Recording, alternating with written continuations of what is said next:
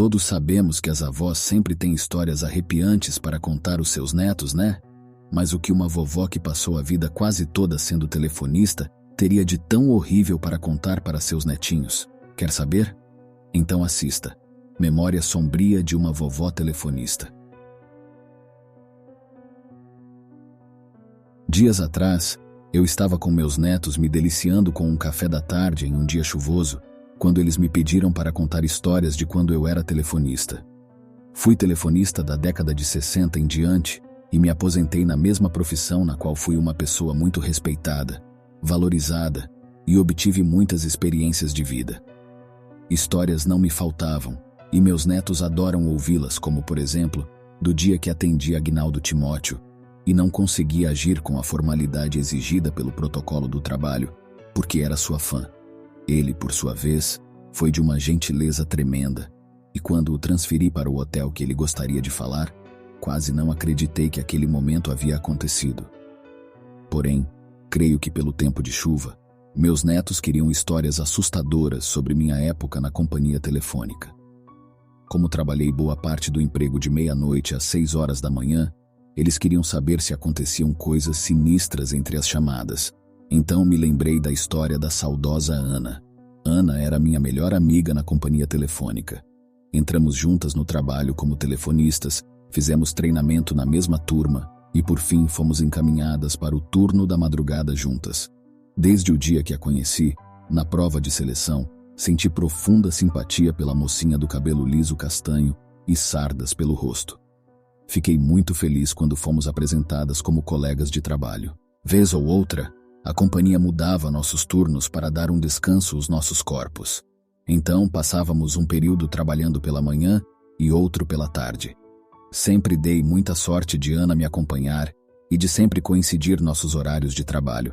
De modo que, conforme os anos foram se passando, ela tornou-se minha amiga íntima.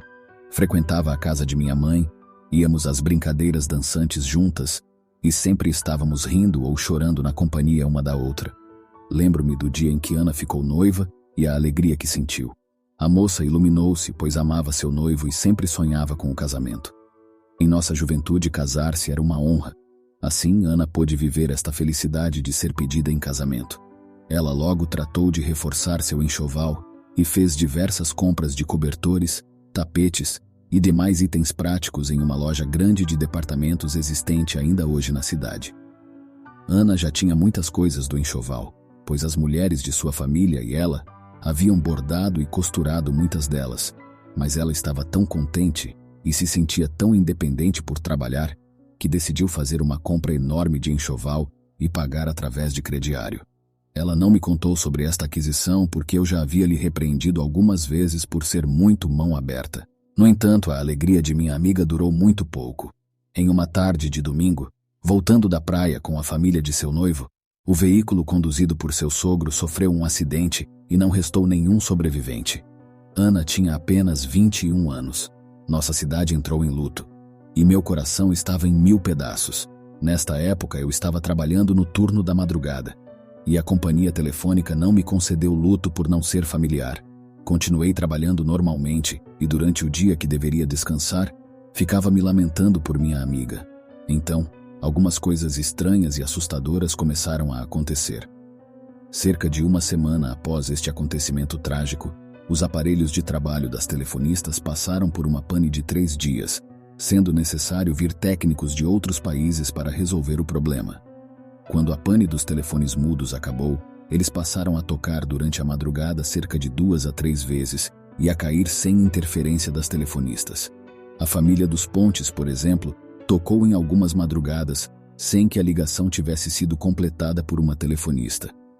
O fato levou a mais algumas análises técnicas e nada adiantou. Após uns 15 dias da morte de Ana, a vida parecia ter se normalizado. Em uma madrugada trabalhando, tive um efeito, provavelmente provido pelo estresse que eu havia vivenciado. Então minhas colegas me levaram em uma sala com um sofá para repousar um pouco. Elas logo tiveram que voltar para as mesas de trabalho. Tive uma espécie de sono muito forte, porém não adormeci. Foi quando senti o perfume de Ana.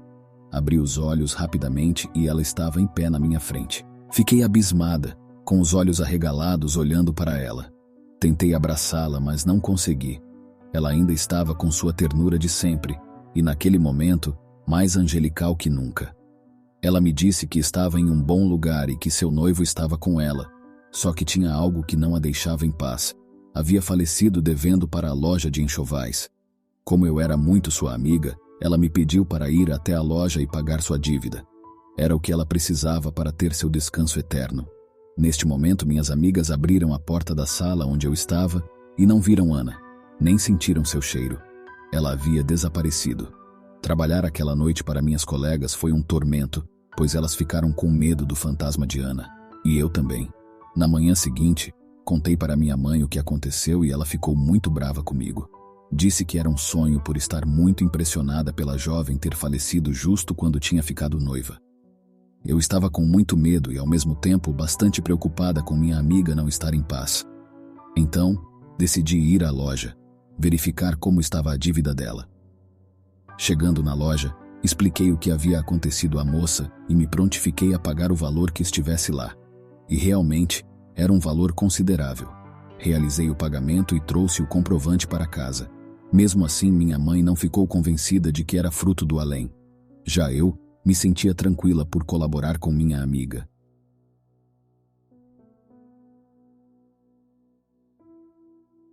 Quando fui trabalhar naquela noite, voltei à sala onde vi o espírito de Ana e deixei o comprovante de pagamento em cima de uma mesa. Assim que o turno acabou, eu voltei ao local e em cima da mesa havia um papel escrito "Obrigada", com a letra de Ana. Desde então, nunca mais ela voltou do mundo dos mortos. Meus netos, ao ouvirem essa história, disseram que eu realmente devo ter sonhado com ela e que tudo não passou de uma coincidência, assim como mamãe me dizia.